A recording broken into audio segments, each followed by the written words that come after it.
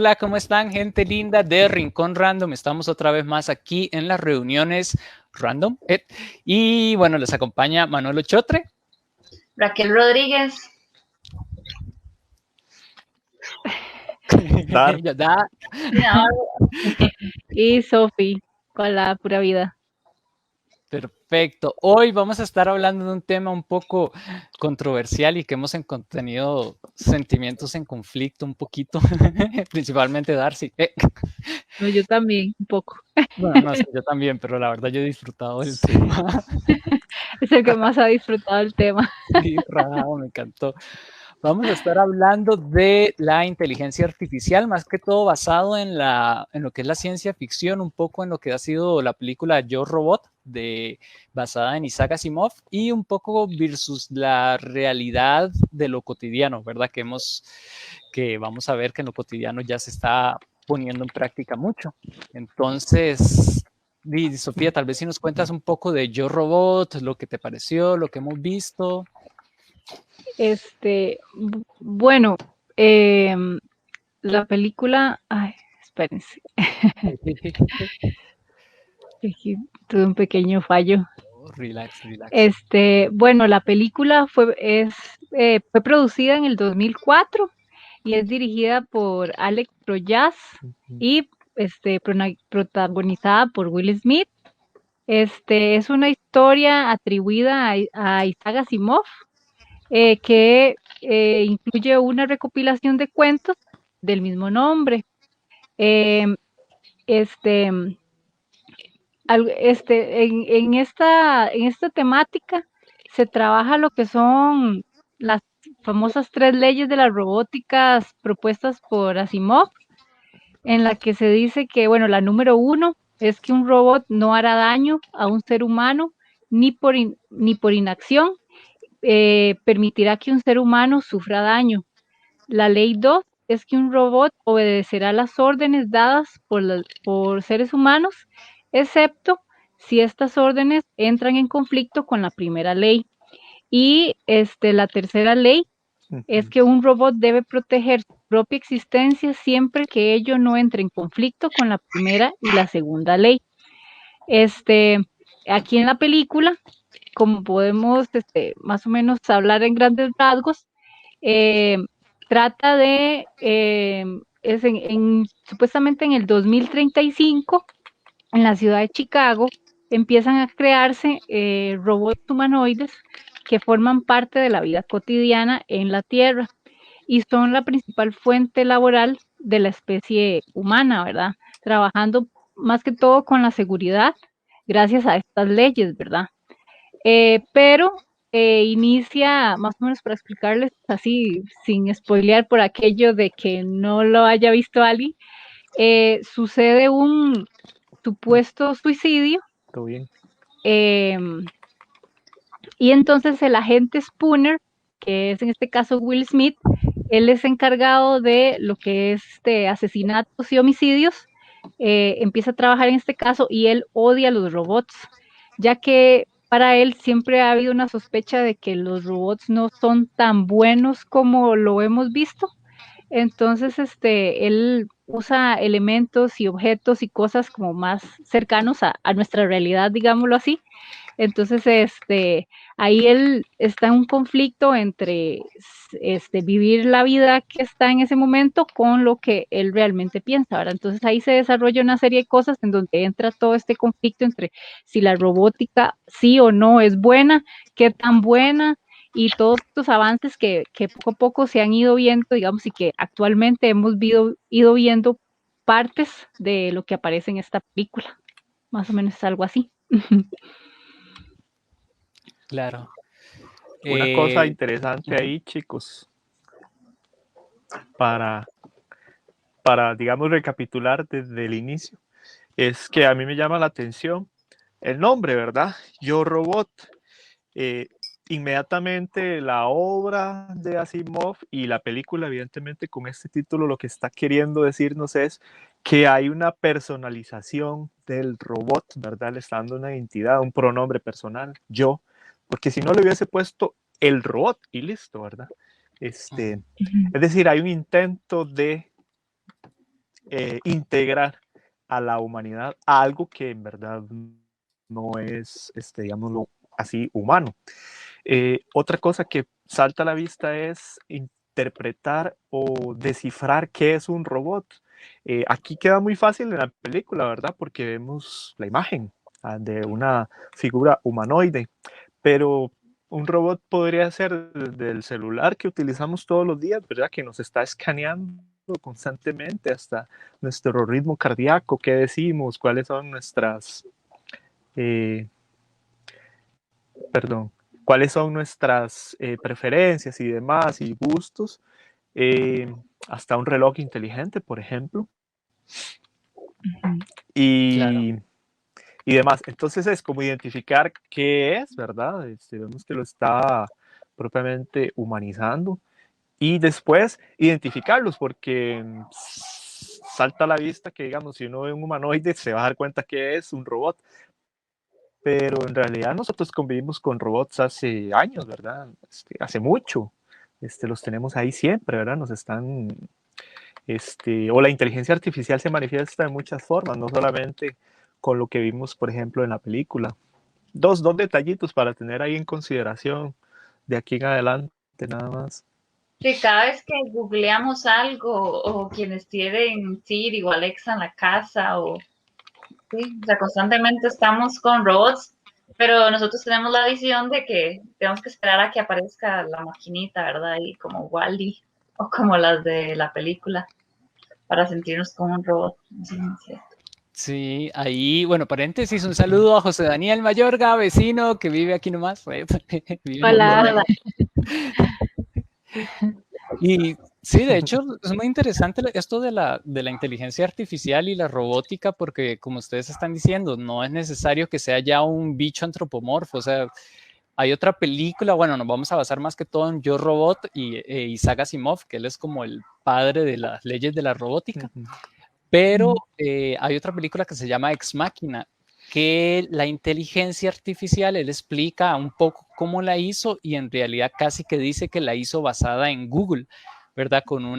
Está conectada a cientos de servidores, con cientos de nubes y toda la información que la gente busca y como la gente va interactuando, la inteligencia artificial se va nutriendo de esto y va aprendiendo de las interacciones normales y naturales de los humanos en su cotidianidad y en las computadoras, por medio de la computadora o el celular que nos estaba diciendo Dar, el Siri que nos dice Rack, que esos son asistentes que ya les estamos dando información para que ellos cada vez que los utilicemos estén más optimizados a nuestras búsquedas. Entonces, en cierta forma, son una inteligencia artificial un poco, son como los inicios, creo, de esta inteligencia artificial que vimos ahí en Yo Robot, ¿verdad? Que ya es otro nivel.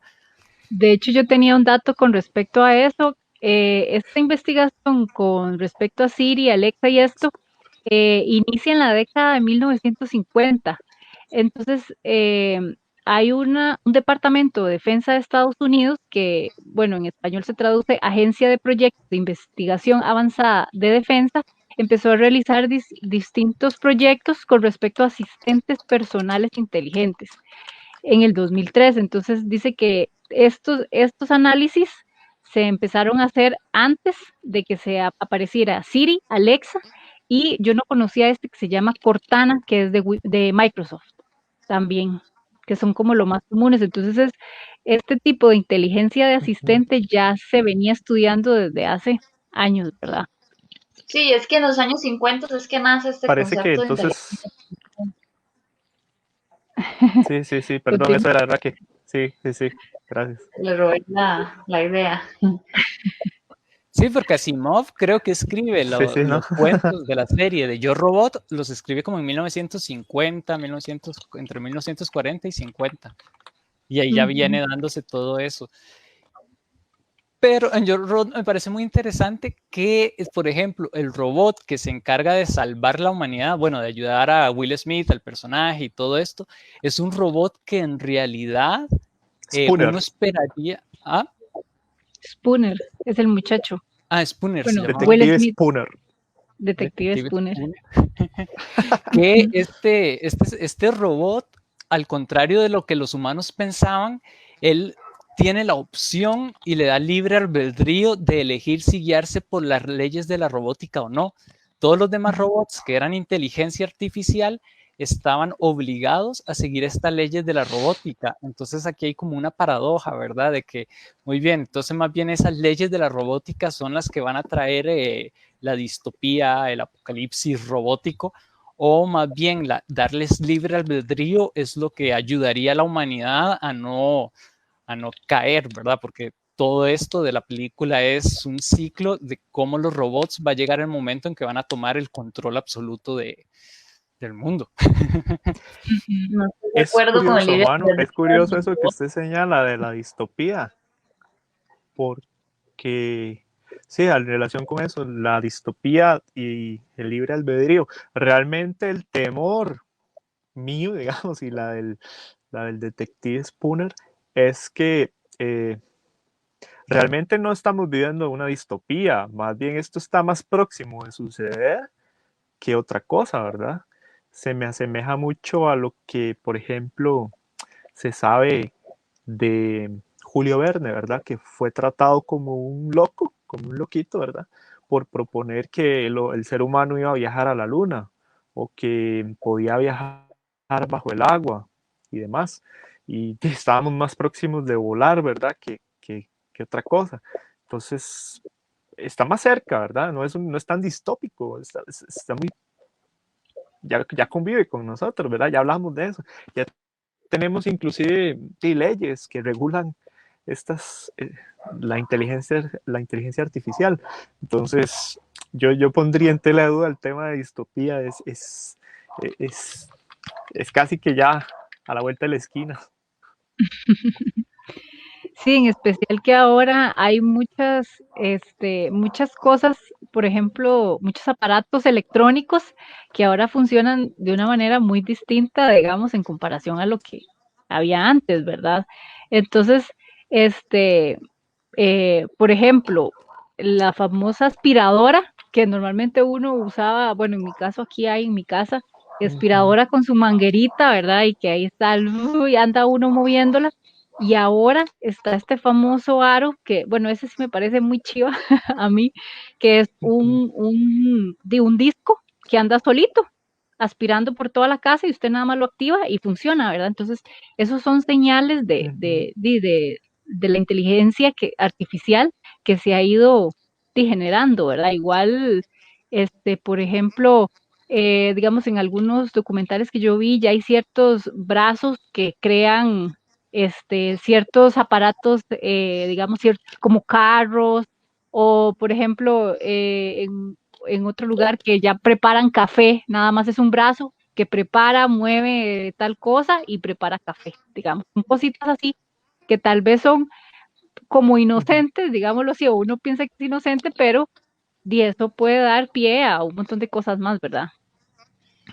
Yo creo Ujú. que aquí la idea, o por lo menos lo importante en eso, es cómo se utiliza esa tecnología. O sea, es una tecnología muy útil y muy interesante y, ¿verdad? Muy avanzada y todo lo que se quiera. Pero ¿qué tanta libertad le va a dar? Como lo que hablamos del libre albedrío, que sería una locura, digamos. En la humanidad tiene libre albedrío y bueno, ustedes saben lo que ha pasado. No, la cosa es que pienso que realmente hay que saber en qué se limita. Por ejemplo, se dice que, bueno, aquí tengo como unos datos que hablan de que hasta qué punto, qué relación o hasta qué punto llega el hombre, hasta qué punto llega la inteligencia artificial. Por ejemplo, el hombre tiene una capacidad que no tiene aún las máquinas, que es reconocer de manera asociativa. Digamos, a un niño usted le muestra que es un perro y ya el niño sabe reconocer luego un perro en cualquier otro lugar y después se le va a reconocer ciertas, o sea, conoce algo y de una vez ya sabe asociar. La máquina no es capaz de eso hasta que se le enseñe 1000 veces un patrón de lo mismo, entonces ya va a haber procesado esa información.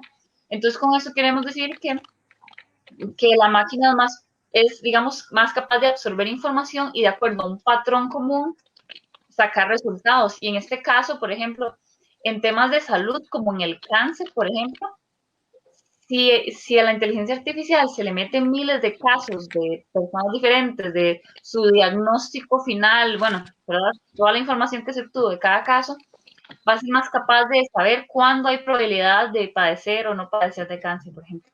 Entonces, se le estaría dando una libertad a la máquina, se necesita, pero una libertad delimitada a una temática. Entonces, y así en otros temas. Entonces, ¿en qué temas se va a delimitar y en qué temas se va a utilizar positivamente? Porque es algo que nosotros no somos de momento capaces de hacer. Entonces, yo siento que por ahí estaría muy interesante y muy poderoso, pero dejar a libertad tan grande como se ha dado, de como ahora se da un caso de no sé qué, la tal Sofía, el robot, de que ya se le dio nacionalidad y esa, o sea, ya hay un descontrol, ¿verdad? Y ya hay camino, no sé si será que no está influenciado de tanta película y tanta cosa, pero ya uno ve que va al acabose y al descontrol, entonces hay que saber utilizarla, es una herramienta No, que puede ser muy bien utilizada o muy mal utilizada. Escucha más en nuestro siguiente capítulo.